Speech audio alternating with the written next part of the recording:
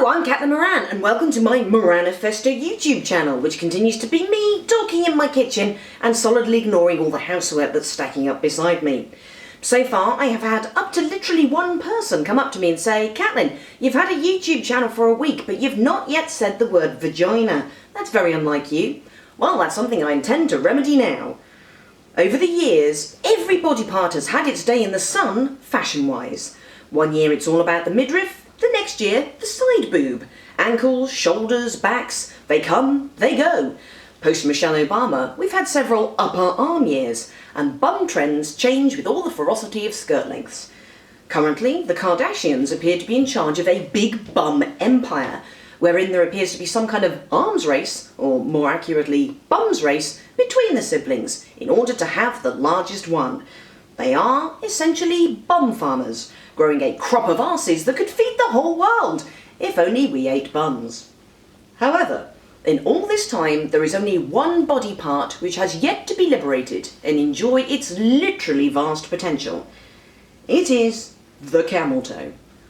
Why has the camel toe never been fashionable? Why do we rapidly eschew a prominent mons? It seems frankly bizarre, given that this is a world where so much of fashion is about displaying female sexual attractiveness, a lavish display of bosom here, a flash of upper thigh there. It's weird that the place you have the actual sex in should be so rigorously policed, disguised, or concealed entirely. It's like, that's the pot of gold at the end of the rainbow, man. That's the weak spot in the Death Star you're trying to get Luke to fly down. It's El Dorado. But, as far as society is concerned, that whole area is supposed to be smooth and blank, a void, never seen or mentioned.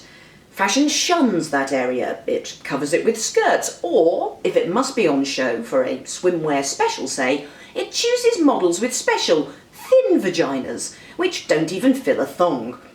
As far as both fashion and the world is concerned, the only good down below area is a tiny down below area, the size of a tiny fairy's, or that of a mouse.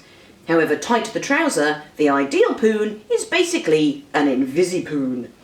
Well, I'm going to be honest. I was not born that way. I am packing down below. I am, essentially, well hung. If you did a swimwear special with me, I'd be filling the codpiece that guy from Cameo wore.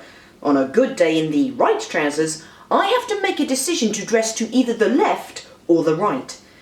In another world, I'd like to think I'd be in the running for a prize, to acknowledge its munificence, in the same way others are rewarded for growing a large sunflower or marrow. But instead, me and millions of other women like me, those of us rocking what looks like Silbury Hill in our pants, have to live in constant terror of having a seam in our clothing bifurcate the area, leading to what we might refer to as front-bottom cleavage, and thus hear the dread cry of "Camel toe!" whilst walking down the street, giving a lecture on nuclear physics, or delivering a sermon at a funeral. Must the world be like this? Must women actively fear what is in their pants? A grasp of history tells me no, for everything will be in fashion for 15 minutes at some point. That is just the nature of our species. We are constantly enthralled to the novelty of the new. One day, and soon, the camel toe will, inevitably, rise.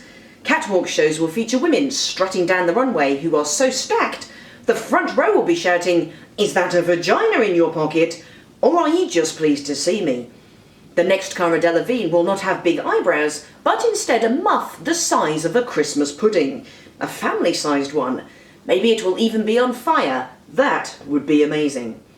I truly believe that one day I will leave this house dressed as the Goblin King in Labyrinth, wherein David Bowie rocked a pair of super tight leggings with what appeared to be a badger wedge down the front of them, but I will have no badger down there. It will not just be a camel toe, but a whole camel. My camel. And I will be treated as a sex god. And I will modestly accept that title, because of fashion. Thank you very much for watching. I'll be back next week with something else. I have no idea what's next. Maybe it'll be a treatise to my bumhole, or Biffin's Bridge, or perhaps it'll be the refugee crisis. But I can't wait to see you next week. Thank you. Everyone out there has one idea that would make the world a better place, and I want you to tell me yours.